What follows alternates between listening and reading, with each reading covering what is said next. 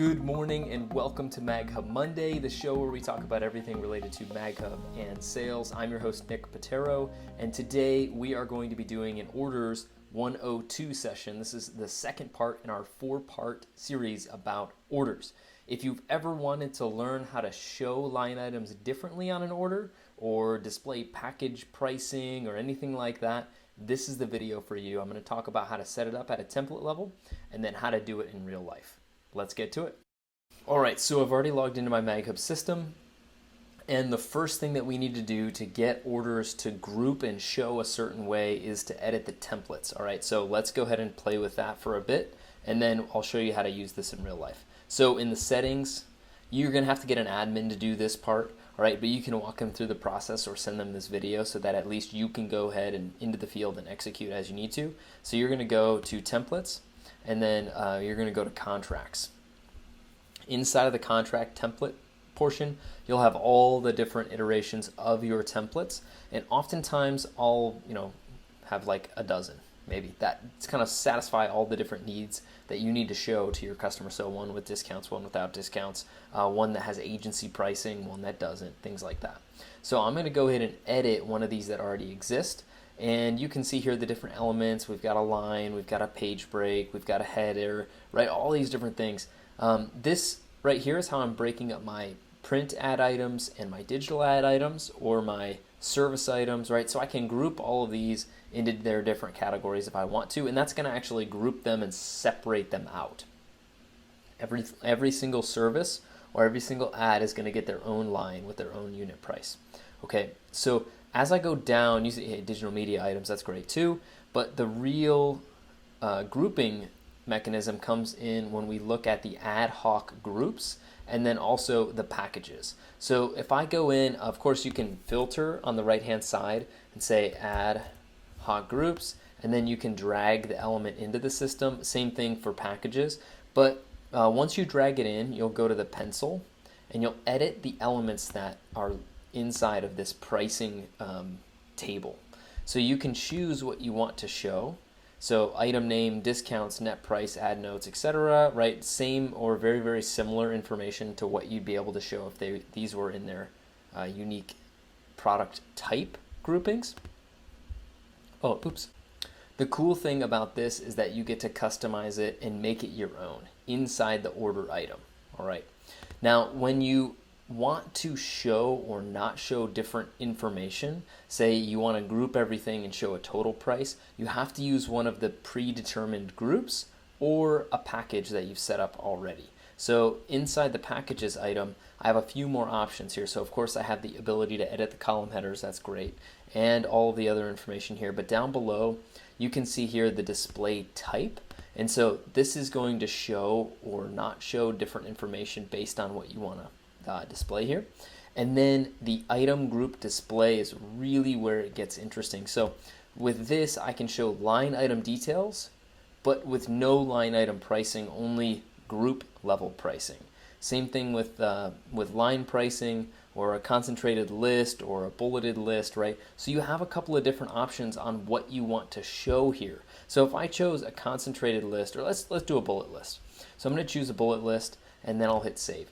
And you guys will see this when I go to create an order. Okay, so I've already done the setup part. Now let's go ahead and see what it looks like in the wild. When I go to create a brand new order, click here, create an order for a customer, budget blinds, and then, of course, I choose the information and the people inside the organization that this fits. Skipping through some of this just so we can get to the grouping part. So I get to choose all of my ads. So I choose here publication, choose, hey, I've got MagHub monthly, and I'm going to choose, there we go. So I'm just choosing different elements, building out a pricing table. Okay, everything looks good. So this is, if I skip to the end, it would just look pretty normal right now. So what I can do here is I can group these, and so if I check group here, and then I can select group. Now the groups are going to show up inside the package so you can organize them in a certain way. So then these are already named. So this would be by an admin, they'd name all these.